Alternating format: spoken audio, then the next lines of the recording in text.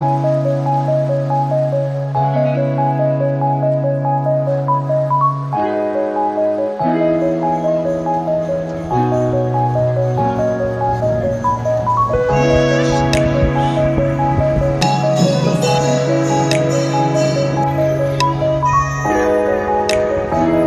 Friends, welcome to my channel.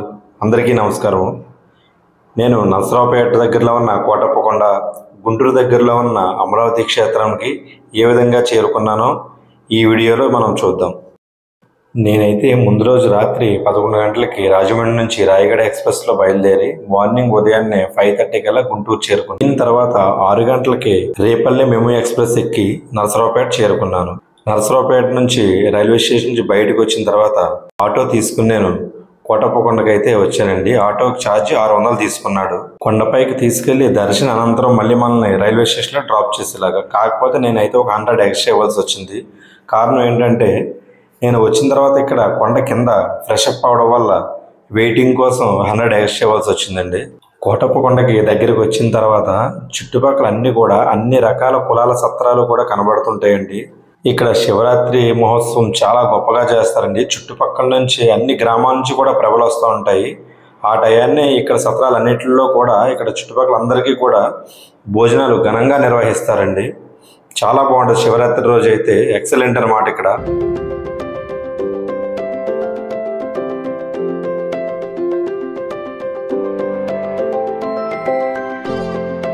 నేను కోటప్పకొండ సెంటర్కి అయితే వచ్చానండి. ఆటో ఆయన్ని నేను ఒకసారి లోపలికి తీసుకెళ్ళమన్నాను కిందకి.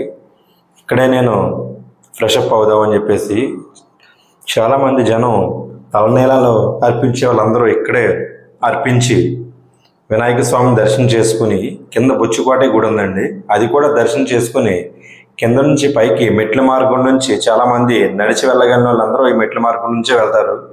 మ్యాక్సిమం ½ అన్ అవర్ అయితే పడుతుందండి. ఇది బొచ్చుకోట గుడి. ఇక్కడ నుంచి పైకి అయితే 750 మెట్లు అయితే ఉంటాయండి. నేనైతే ఫ్రెషప్ అయిపోయిన తర్వాత కింద దర్శనం చేసుకుని మళ్ళీ ఆటో తీసుకుని పైకి బయలుదేరానండి.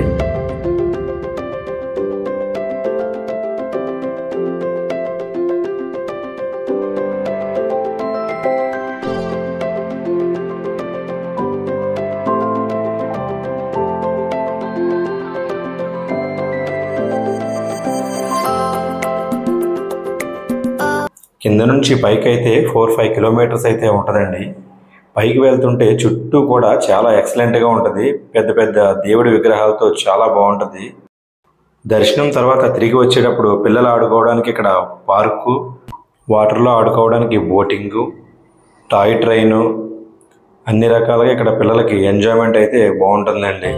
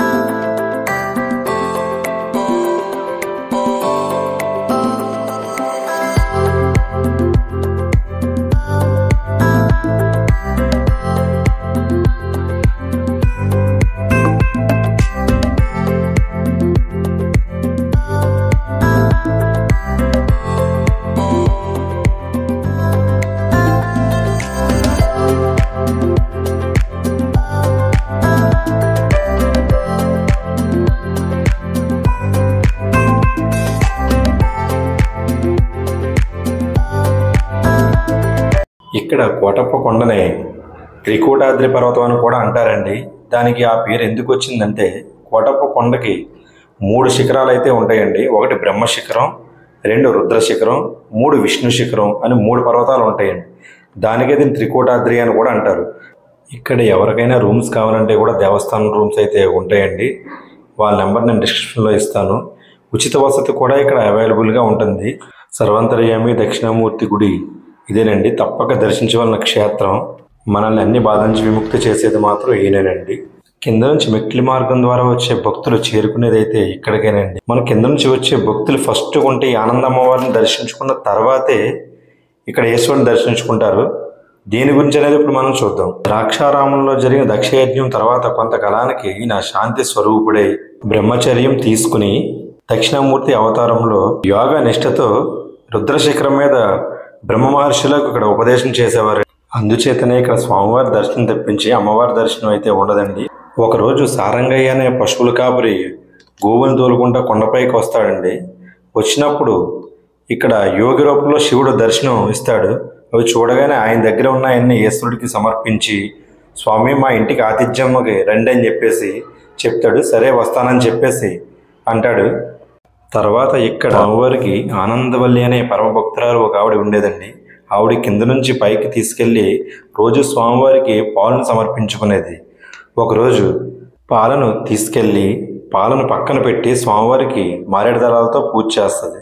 ఆ పూజ చేసే టైంలో కాకి ఆ పాలని తనడం వలన ఆవిడ కోపోద్రకరాలై ఈ కొండ మీద కాకులు వాలకూడదని చెప్పి చెప్పిస్తుంది. అప్పటి నుంచి ఇక్కడ కాకులైతే ఈ కొండ మీద వాలవండి.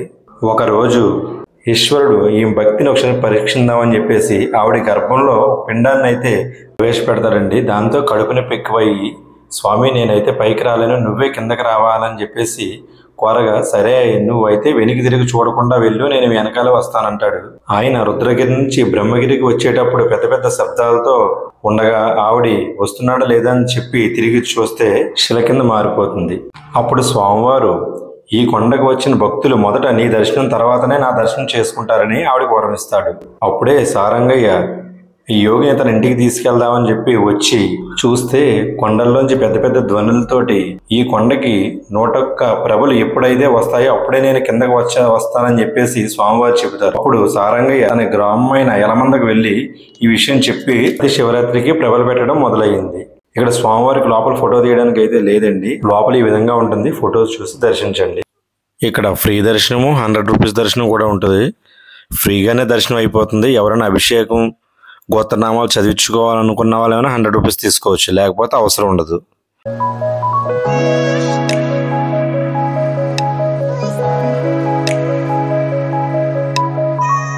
మనకి దర్శనం అనంతరం బయటకు వస్తే కొంచెం పైకి కొండ మీద నాగేంద్ర స్వామి పుట్ట కనబడుతుందండి. అలా పైకి వెళ్ళి దర్శనం చేసుకున్న తర్వాత ఆ పుట్టకి పైన ఇంకా చూస్తే మనకి రుద్రగిరి కనబడుతుందండి.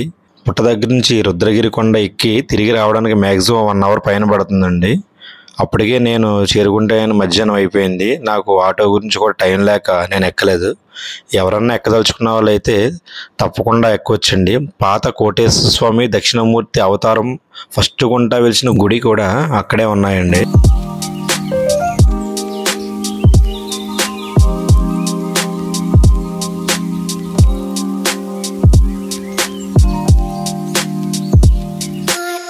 రుద్రశిఖరానికి వెళ్ళే దారి అయితే ఇదేనండి. కొండకు వెళ్ళేది.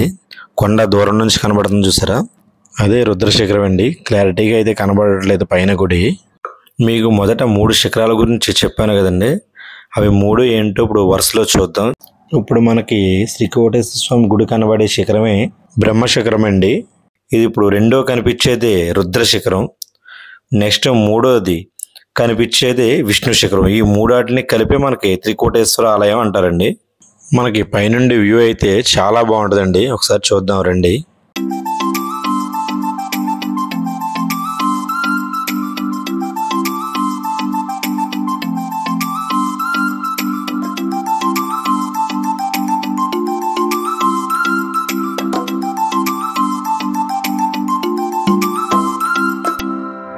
ఇక్కడ అనంతరం తిరిగి ఆటోలో బయలుదేరి నసరావుపేట బస్ స్టాండ్కి చేరుకుంటానండి.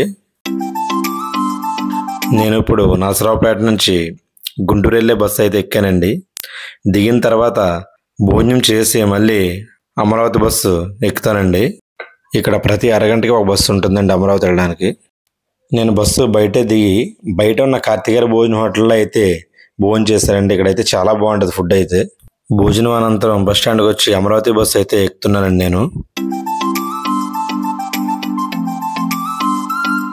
నేను అమరావతి అయితే చేరుకున్నానండి. గుంటూరు నుంచి అమరావతి గంటం పావు పట్టిందండి. ఈ రూట్లో పల్లె వెలుగులు తప్పించి ఒక ఎక్స్ప్రెస్ కూడా లేదు. కాకపోతే ప్రతి హాఫ్ అన్ అవర్కి అయితే మాత్రం బస్సు ఉంటుందండి.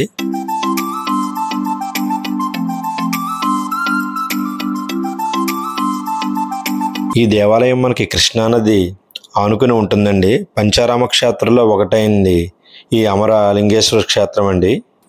పూర్వము తారకాసురుడనే రాక్షసుడు శివుడికి తపస్సు చేసి ఒక ప్రాణలింగాన్ని పొంది దాన్ని కంఠంచే ధరించి ఇక్కడున్న ముళ్ళని ప్రజల్ని బాగా ఇబ్బంది పెడుతుంటాడు.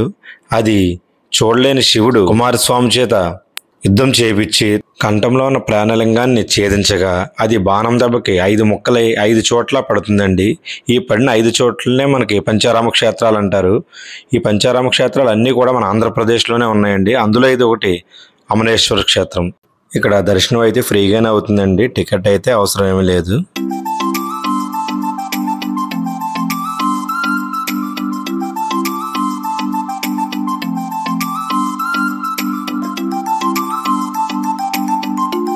ఇక్కడ స్వామివారి లింగం తెల్లని కాంతితో 9 అడుగులు ఎత్తు 3 అడుగులు వెడల్పుతో మనకి భక్తులకు దర్శనమిస్తుందండి. లోపల అయితే ఫోటోలకి వీడియోలకి పర్మిషన్ అయితే లేదండి. లోపల స్వామివారి రూపం ఇలా ఉంటుంది, దర్శించండి. స్వామివారి దర్శనం అనంతరం మనం బయటకు వచ్చేటప్పుడు అమ్మవారి దర్శనం అవుతుందండి. అది కూడా చూసుకుని మనం బయటికి రావాలి.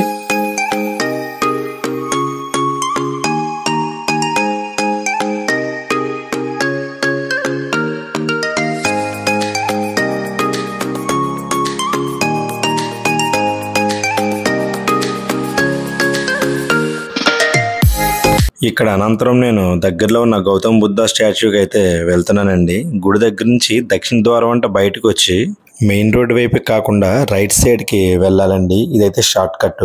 స్ట్రైట్గా నడుచుకుంటూ వెళ్తే సాయిబాబా టెంపుల్ అయితే తగులుతుందండి మనకి. సాయిబాబా టెంపుల్ వెనకాల కృష్ణానది ఉంటుందండి.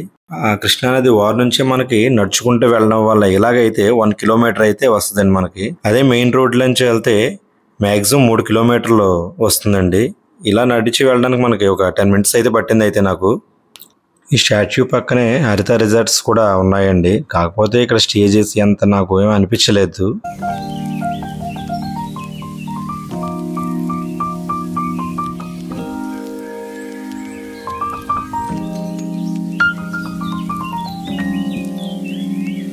ఈ విగ్రహం 125 ఫీట్స్ హైట్లో అయితే ఉంటుందండి. ఇది 4.5 ఎకరాల్లో నిర్మించారండి. చూడడానికి అయితే చాలా బాగుంటుంది. లోపలికి వెళ్దాం పదండి. ఇక్కడ టికెట్ అయితే 20 రూపీస్ తీసుకుంటారు.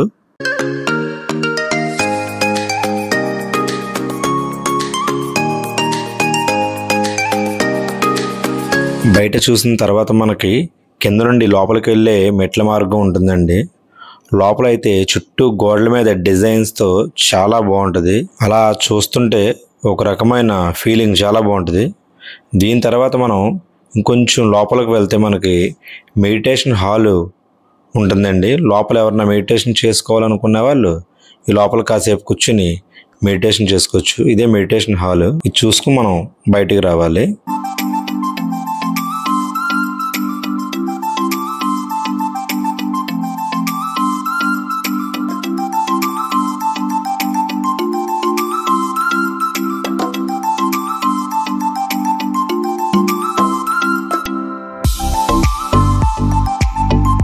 బయటకు వచ్చిన తర్వాత చుట్టుపక్కల వే అయితే చాలా బాగుంటుందండి. నేను దీని అనంతరం మళ్ళీ ఇక్కడి నుంచి ఆటో తీసుకుని పక్కనే ఉన్న శిథిలావస్థలో ఉన్న స్తూపం దగ్గరికి అయితే వెళ్ళానండి. అది అప్పటికి క్లోజ్ చేసి ఉంది. ఈవినింగ్ 6 అయిందండి, అందుకే క్లోజ్ చేస్తారు. లోపలైతే ఇలా ఉంది. దీని తర్వాత పక్కనే ఉన్న మ్యూజియం చూశాను, అది కూడా క్లోజ్ చేశారు. ఇది చూసుకున్న తర్వాత నేను మళ్ళీ తిరిగి బస్సు ఎక్కి గుంటూరు అయితే చేరుకుని నా హోమ్ టౌన్కి అయితే చేరుకున్నానండి. ఈ వీడియో మీకు నచ్చితే లైక్ చేయండి, షేర్ చేయండి, కామెంట్ చేయండి. మీకు ఏ విధమైన డౌట్లు ఏమైనా ఉంటే కామెంట్ సెక్షన్లో కామెంట్ చేయండి, నేను రిప్లై ఇస్తాను. Thank you.